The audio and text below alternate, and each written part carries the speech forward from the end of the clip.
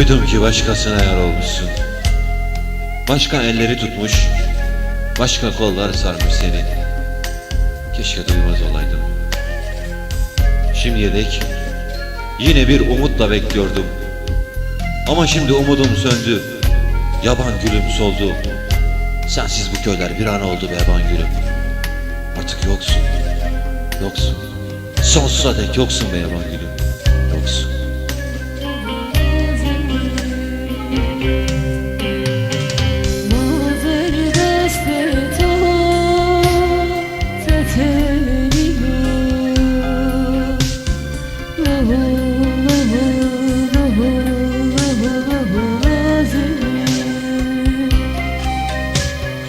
Bu tarihi unutma yaban gülüm.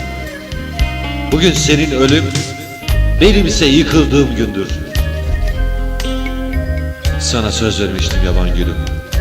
Ne olursa olsun seni kurutmayacaktım. İnan yaban gülüm, seni hep gözyaşlarımla, umudumla, sevgimle yaşattım. Ama yetmedi, yetmedi yaban gülüm.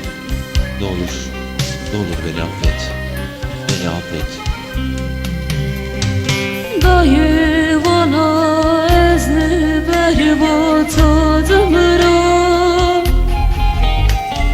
baba bana deste haledan zananeye hora. Dayı bana ezni berbat adımıra, baba bana deste haledan zananeye hora.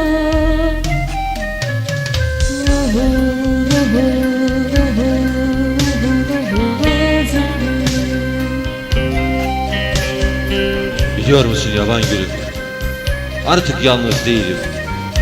Sensiz kalmış o dağlar, kuşlar, ağaçlar da benimle yasını tutuyor. Hiçbir şey bıraktığın gibi değil. Sensiz kalmış o dağlara kuşlar uğramaz, bahar gelmez oldu.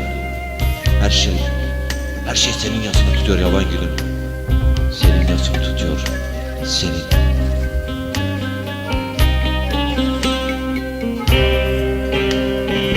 Mazer deste to tetelino,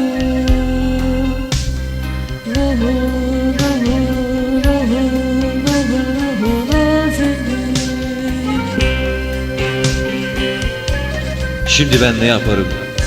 Ne bir gayem, ne de bir umudum kaldı. Artık hiçbir gayesi kalmamış, virane olmuş birisiyim.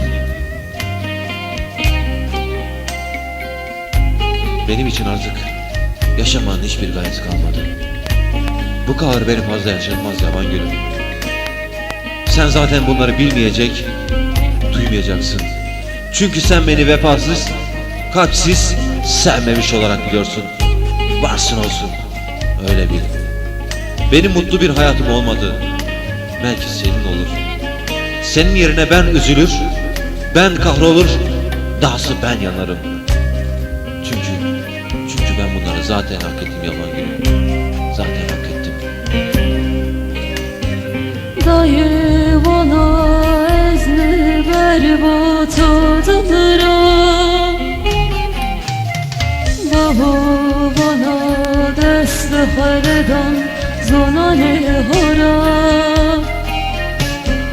Dayı bana ezni berbat adımıra, baba bana deste haledan zananeye hora.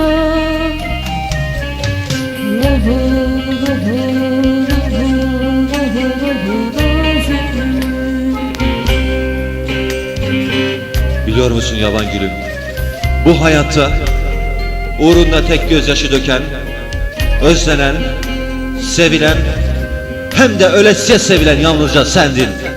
Sendin yaban gülüm, sendin, sendin.